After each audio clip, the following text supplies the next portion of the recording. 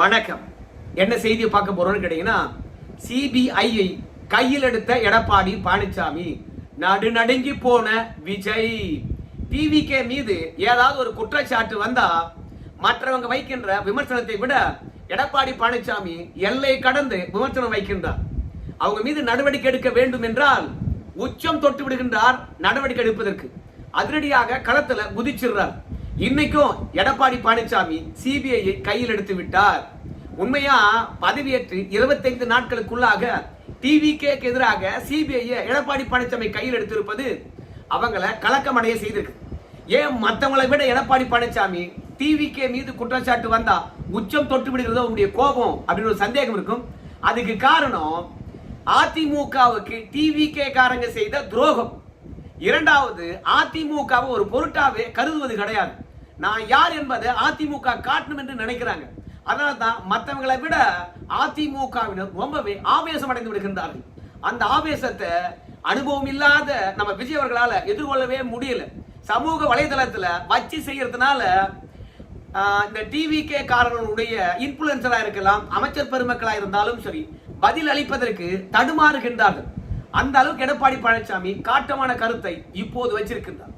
சரி, எந்த விஷயத்துல அப்படின்னு நீங்க கேட்பீங்க. அதை பற்றி நம்ம விரிவா பேசலாம். ஆனா அதற்கு முன்பாக இதுவரைக்கும் நம்ம சேனலை நீங்க சப்ஸ்கிரைப் பண்ணவே இல்லையா அப்படின்னா சப்ஸ்கிரைப் பண்ணிக்கங்க, சப்போர்ட் பண்ணுங்க. இந்த வீடியோவை ஸ்கிப் பண்ணாம பாருங்க, அதுவே எனக்கு ஒரு சப்போர்ட்டா இருக்கும். உங்க எல்லாருக்கும் தெரியும், சிடி நிர்மல் குமார் மின்துறை அமைச்சர் காலையில பேட்டி அளித்தார். அவர் பேட்டி அளிக்கின்ற போது ஒரு பகீரான விஷயத்தை சொன்னார்.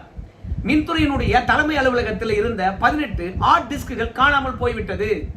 அந்த 18 ஹார்ட் டிஸ்குகள்ல என்ன இருந்தது என்று சொல்லுகின்ற போது நிறைய பேருக்கும் ஒப்பந்தங்கள் வழங்கப்பட்டிருக்கு. அந்த ஒப்பந்த விவரங்கள் அதுலதான் இருக்குது. மின்துறையில் நடந்த ஊழல்கள் பற்றியான விவரங்கள் அதுலதான் இருக்குது. நிலக்கரி கொள்முதல் பண்றதுக்கான ஒப்பந்தம், டிரான்ஸ்பார்மர் ஊழல், அதற்கான ஆதாரங்கள் எல்லாமே அதுல தான் இருந்தது. அந்த 18 ஹார்ட் டிஸ்குகள் திடீரென காணாம போய்விட்டது அப்படின்னு நம்முடைய அமைச்சர் சொல்லுகின்றார். அது மட்டும் இல்ல, சொல்லும் போது என்ன மிரட்டுறாங்கப்பா அப்படின்னு சொல்றார். எங்கிருந்து மிரட்டல் வந்தது அப்படின்றத சொல்லல. அமைச்சரே மிரட்டுறாங்கன்னா யாரு அவங்க? அமைச்சரை விட அதிகாரம் படைத்தவர்கள் யாரு? அவங்க மிரட்டினா நம்ம அமைச்சர் ஏன் மிரளுகின்றார்? இதற்கான விடை கிடைக்கவே இல்லை. சரி, இந்த 18 ஹார்ட் டிஸ்குகள் யார் எடுத்தார்கள்? அதுக்கு அன்புமணி ராமதாஸ் அவர்கள் என்ன கேள்வி கேட்கிறாருன்னு பார்க்கும்போது, ஏம்பா 20 நாள் பொறுத்து வந்து திடீர்னு ஹார்ட் டிஸ்க் இல்லைன்னு சொல்றேன். அதுலயும் மின்துறையினுடைய தலைமை அலுவலகம் நம்ம தமிழகத்துல கிட்டத்தட்ட 45 முன்னணி துறைகள் இருக்குது. அந்த முன்னணி துறையில மின்துறையானது மிக முக்கியமான துறை. அந்த முக்கியமான துறையினுடைய அலுவலகத்துல நீங்க சிசிடிவி கேமராக்கள் வைக்கல. அதனால அங்க யார் எடுத்தாங்க போனாங்க இந்த காட்சிகள் நமக்கு கிடைக்கல அப்படின்னு சொல்றீங்க. சிசிடிவி கேமராக்கள் அகற்றப்பட்டதா இல்ல வைக்கவே இல்லையா அப்படின்னு கேட்கிறார். ரெண்டாவது, மின்துறையினுடைய தலைமை அலுவலகத்துல எங்கிருந்து வந்து இந்த ஹார்ட் டிஸ்குகளை திரும்பி போயிருக்க போறான்? அங்க இருக்கக்கூடிய அதிகாரிகள் தான். இல்லனா அந்த அதிகாரி ஒத்துழைப்புடன் வந்து வேற யாரோ ஒருத்தர் தேடிக்க போறான். இதுக்காக நீங்க குழம்பெல்லாம் வேண்டாம். நீங்க உண்மையாகவே வந்து அந்த அலுவலகத்துல இருந்த அதிகாரிகளை வரிசையா நிக்க வச்சு விசாரணை செய்தீங்கன்னா யார் எடுத்தான், எதுக்கு எடுத்தான், அப்படி எடுத்ததுனால யாரை காப்பாற்றான் அப்படின்ற விஷயம் தெரிஞ்சிட போது. மிக முக்கியமான விஷயம் தெரியுமா? சிசிடிவி கேமராக்கள் இல்லைன்னு சொல்றாங்க பாருங்க. இன்னைக்கு சின்ன சின்ன ஆபீஸ்ல கூட, என் சின்ன சின்ன செல்போன் கடையில கூட, டீ கடையில கூட வந்து ஏன் எல்லா தெருக்கள்ல கூட சிசிடிவி கேமராக்கள் பொருத்தப்பட்டிருக்கு. ஆனா அவ்வளோ பெரிய துறை, கிட்டத்தட்ட 2 லட்சம் கோடிக்கு மேலான கடன் இருக்கக்கூடிய ஒரு துறை. அதுலயும் சிபிஐ விசாரணையானது இந்த மின்துறையில நடந்த ஊழலை விசாரித்துக் கொண்டிருக்கு. இப்படி பல சர்ச்சைகளுக்கும் சந்தேகங்களுக்கும் இடமளிக்கக்கூடிய ஒரு துறையில சிசிடிவி கேமராக்கள் இல்லை என்று சொல்லுகின்ற போது யாராவது நம்ப முடிகிறதா? அதாவது அன்புமணி ராமதாஸ் வந்து கேட்கிறாரு, நீங்களே எடுத்துட்டீங்களா இல்ல ஏற்கனவே இல்லையா என்று சொல்லுகின்ற போது நம்முடைய அமைச்சர் பெருமகனார் என்ன சொல்றாருன்னா, கடந்த ஆட்சியில இல்லைங்க அப்படிங்கிறாங்க. நீங்க ஆட்சிக்கு வந்த உடனே கேமராவை பொருத்தி இருக்கலாமே, ஏன் அந்த நடவடிக்கையில நீங்க இறங்கல? யாரை காப்பாற்ற முயற்சி செய்றீங்க? எடப்பாடி பழனிசாமி சொல்றாரு. என்ன சொல்றாரு? ஏம்பா 18 ஹார்ட் டிஸ்குகள் இல்லைன்னு சொல்றீங்க, யாரை காப்பாத்துறதுக்காக இல்லைன்னு சொல்றீங்க? இது என்ன மந்தையில் இருக்கக்கூடிய ஆடுகளா?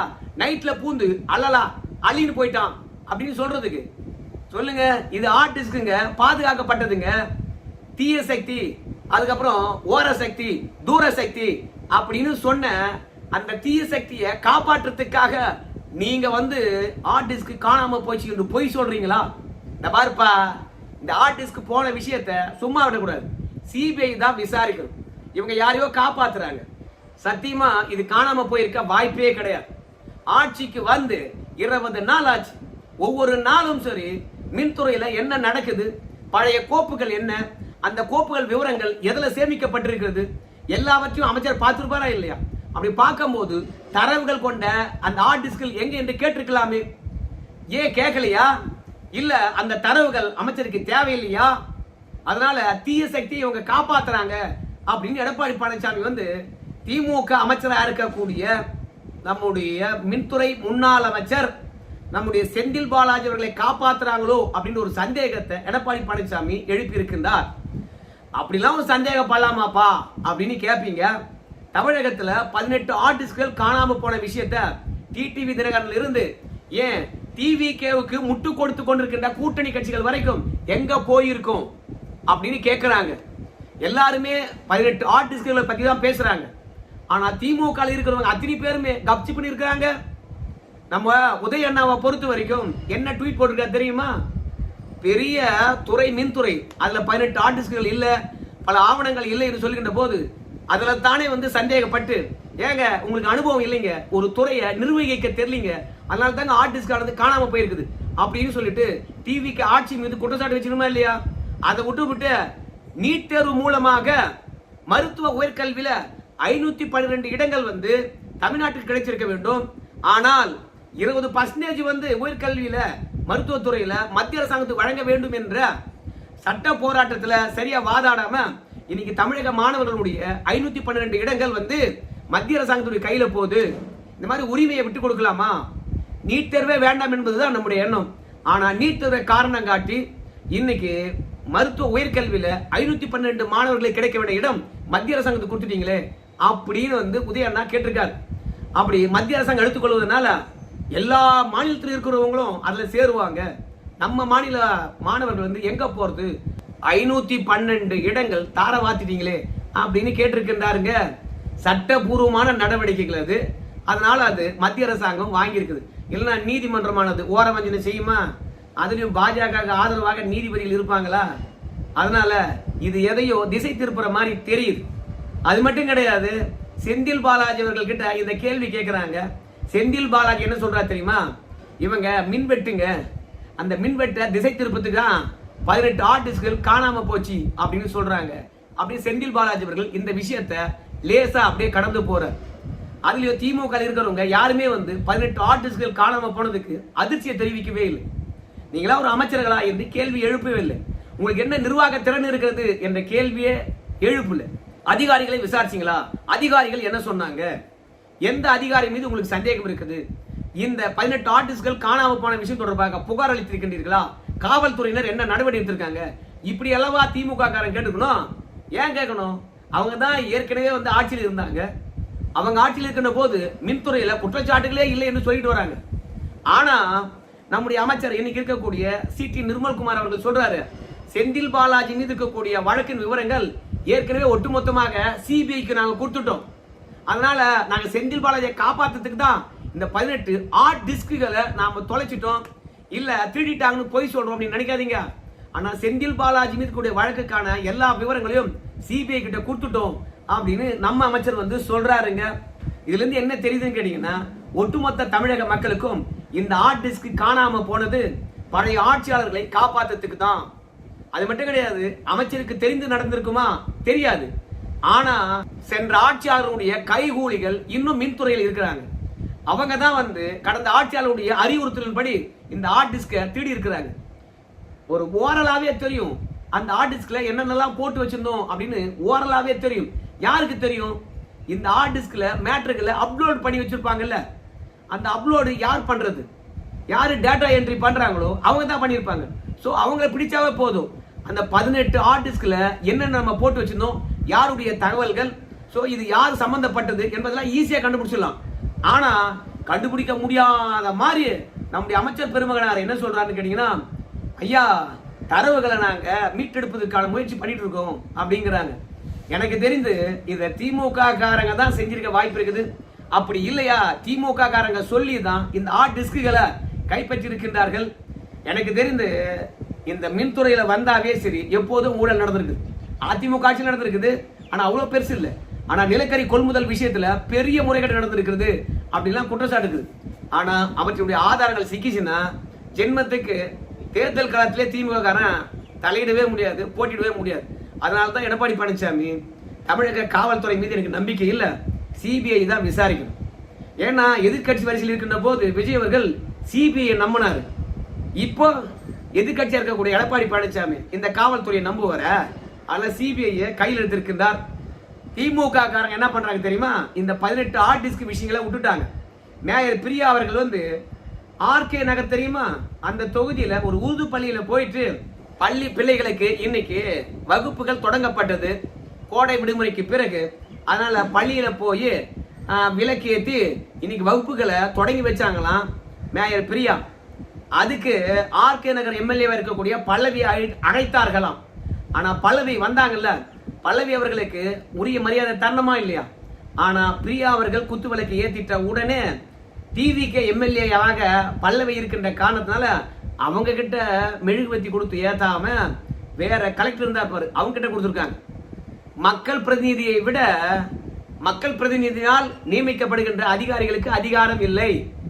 அதனால மேயர் பிரியா என்ன சொல்றான்னு கேட்டீங்கன்னா, புரோட்டோகால் படி நான் குத்துவலைக்கு ஏத்தேன்னா அதற்கு பிறகு ஐஏஎஸ் ஆபீசர்கள் தான் ஏத்தணும். அதனால அவர்கிட்ட கொடுத்தேன். சட்டமன்ற உறுப்பினர்கள் வந்து அவங்களுக்கு கீழே தானுங்களே அப்படிங்கிறாங்க. மேயர் பிரியா அவர்களே சட்டமன்ற உறுப்பினருக்கு கீழே தான்.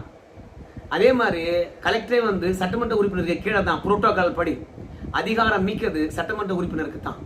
அதனால ஆர்கே நகர்ல விசேஷம் நடக்குதுன்னா அந்த தொகுதி எம்எல்ஏ கிட்ட குத்துவலுக்கு ஏத்தத்துக்கு ரெண்டாவதா மெழுகுவத்தி கொடுத்துக்கணும். ஆனா அவங்க கொடுக்காதது திட்டமிட்டு பழி வாங்கத்தான். ஆனா இத யாரு பரப்பிட்டு இருக்கான்னு பார்த்தா திமுக காரனே பரப்பிட்டு இருக்கான். எதுக்கு? இந்த 18 ஹார்ட் டிஸ்க் பத்தி மறந்து போய்விட வேண்டும் என்று சொல்லிட்டு. ரெண்டாவது, வாங்கி துண்ண ஊடகம் இருக்குல்ல, அந்த ஊடகமானது அண்ணாமலை புதிய கட்சியா? யோ, அண்ணாமலை தனி கட்சி தொடங்கினா என்ன, தொடங்காட்டா என்னையா? அந்த ஆளுக்கு என்னையா ஆதரவு பெருசா இருக்க போகுது? இல்ல அந்த ஆளு தொடங்கி தமிழ்நாட்டில் என்னையா மாற்றி அமைக்க போறாரு? இப்ப நடக்கின்ற ஆட்சியில நிர்வாகம் சரியில்லை, எல்லாமே கெட்டு போய் கிடக்கிறது. அதை விட்டு சும்மானா அண்ணாமலை புதிய கட்சி தொடங்குறாரு, அவர் இன்னும் 2 நாள்ல கண்டிப்பா தொடங்குவாரு. யோ, தொடங்கும் போது தொடங்கட்டையா, உங்க அலப்பறை தாங்க முடியலையே அப்படின்னு சொல்றதுதான் நம்முடைய எண்ணம் இருக்கு. மொத்தத்துல ஊடகமும் திசை திருப்புது. மேயர் பிரியா பல்லவி அவங்களுடைய மோதலை வச்சு திசை திருப்புறாங்க. ஆனா எடப்பாடி பழனிசாமி யார் மீதும் எனக்கு நம்பிக்கை இல்லை, சிபிஐ விசாரிக்கட்டும் ஐயா அப்படின்னு சொல்லிட்டு அதிரடியாக சிபிஐ விசாரணை கோரி இருக்கின்றார். சொன்னது மட்டும் இல்லாம நீதிமன்றத்துக்கு கண்டிப்பா போவாங்க. அதற்கு பிறகு டிவிகே காரங்க ஒவ்வொரு ஆவணத்தையும் எடுத்துக்கிட்டு பரப்பாங்க. மொத்தத்துல எனக்கு தெரிந்து நம்ம மாரிதாஸ் அவர்கள் சொல்றாரு பாருங்க, அந்த மாதிரி நடந்திருக்க வாய்ப்பு இருக்குது. என்ன சொல்லியிருக்கிறாரு அப்படின்னு பார்க்கும்போது, இந்த 18 ஹார்ட் டிஸ்குகளை நமக்கு தெரிந்து ஆதவர்ஜுனா அவர்கள் தான் கைப்பற்றியிருக்க வாய்ப்பு இருக்கிறது. ஏன்னா இப்ப இருக்கின்ற ஆட்சியானது எப்ப கவிழும், எவ்வளவு நாள் நீடிக்கும் என்று தெரியாது. இந்த ஆட்சி வரத்துக்காக ஏகப்பட்ட கோடிகளை இறைச்சிருக்கிறாங்க. இப்படி ஏகப்பட்ட கோடிகளை இறைச்சிருக்கிற இந்த தருணத்துல 18 ஹார்ட் டிஸ்குகளை எடுத்து வச்சு, உங்களுடைய ஒட்டுமொத்த ஊழல் புகாரும் இதில் தான் இருக்குது, அத்தனை ஆதாரங்கள் இதில் தான் இருக்குது, கொடுக்க வேண்டிய கட்டிங்க எனக்கு கொடுங்க அப்படின்னு எவ்வளவு குயிக்கா சம்பாதிக்க முடியுமோ அதை சம்பாதிக்கிறதுக்காகத்தான் மின்துறையில் இருந்த 18 ஹார்ட் டிஸ்குகளை ஆட்டைய போட்டிருக்காருப்பா ஆதவர்ஜுனா அப்படின்னு மாரிதாஸ் அவர்கள் சொல்றாரு. ஸோ மொத்தமாக இந்த டிவிகே ஆட்சியில் சட்ட ஒழுங்கு தான் சரியில்லை, பெண்களுக்கு பாதுகாப்பு தான் இல்லை என்றாலும் கூட நேர்மையான ஆட்சி, தூய ஆட்சியை நான் தருவேன்னு சொல்லுகிற இந்த தருணத்தில் திமுகவை காப்பாற்றுற மாதிரி 18 ஹார்ட் டிஸ்குகள் காணாம போச்சு அப்படின்னு சொல்றாங்க. குழந்தை கூட நம்பாதுங்க.